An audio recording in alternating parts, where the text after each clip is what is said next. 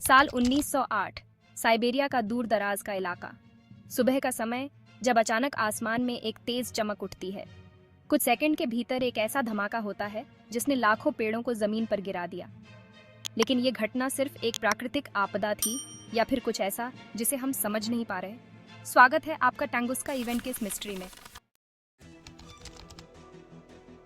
30 जून 1908 की सुबह साइबेरिया के ग्रामीण इलाकों में लोग आसमान को देखते हैं और अचानक वे एक आग का गोला आते हुए देखते हैं।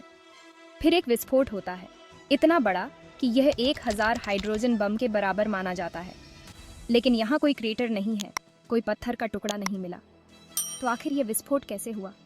हजारों किलोमीटर तक जमीन को हिला देने वाली इस घटना ने वैज्ञानिकों को स्तब्ध कर दिया। ऐसा कुछ पहले कभी नहीं देखा गया था। लेकिन ये बस शुरुआत थी। इस घटना के रहस्य से पर्दा उठाने के लिए कई कोशिशें की गईं, लेकिन ये रहस्य हर बार और भी उलझता गया। सेमेनोव नामक एक शिकारी, जो विस्फोट स्थल से लगभग 65 किलोमीटर दूर था, उसने बताया कि उसने आसमान को 2 हिस्सों में बंटते हुए देखा। उसके बाद इतनी गर्मी महसूस हुई कि उसके कपड़े जलने लगे। और फिर हुआ वह धमाका जिसने सब कुछ बदल दिया। आसमान का बांटना, आग का कॉलम और एक ऐसा विस्फोट जिसने जंगलों को समतल कर दिया। ये सब कैसे हुआ बिना किसी इम्पैक्ट के? लियोनिद कुलिक नामक एक वैज्ञानिक, जो इस रहस्य को सुलझाने के लिए 1927 में टुंगुस्का पहुंचे, उन्होंने इस घटना को समझने के लिए अपनी पूरी जिंदगी समर्पित कर दी।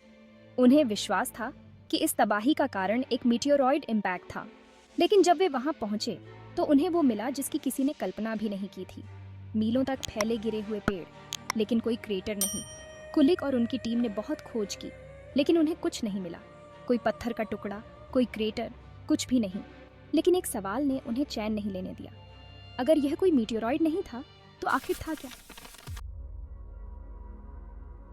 जैसे जैसे समय बीता, वैज्ञानिकों ने कई सिद्धांत पेश किए।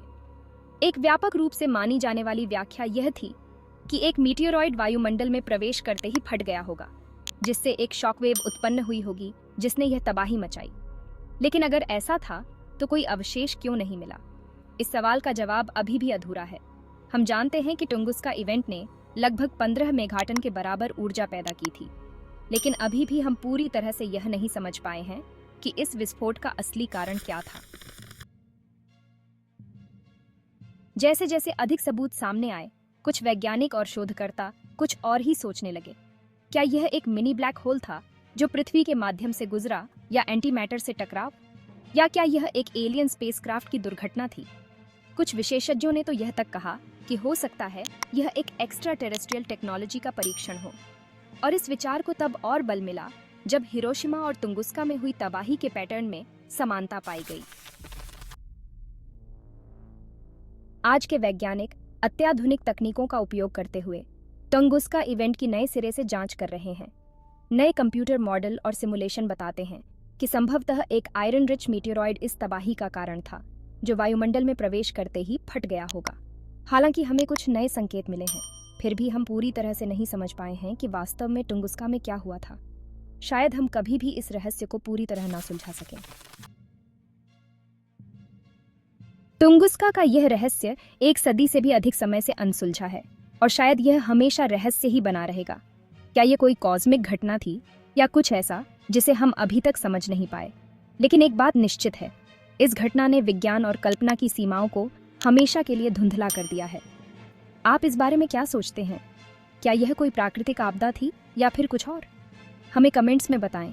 और अगर आपको यह वीडियो पसंद आया हो तो इसे लाइक करें, शेयर करें और हमारे चैनल को सब्सक्राइब करना ना भूलें।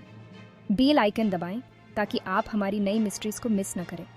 Thanks for watching.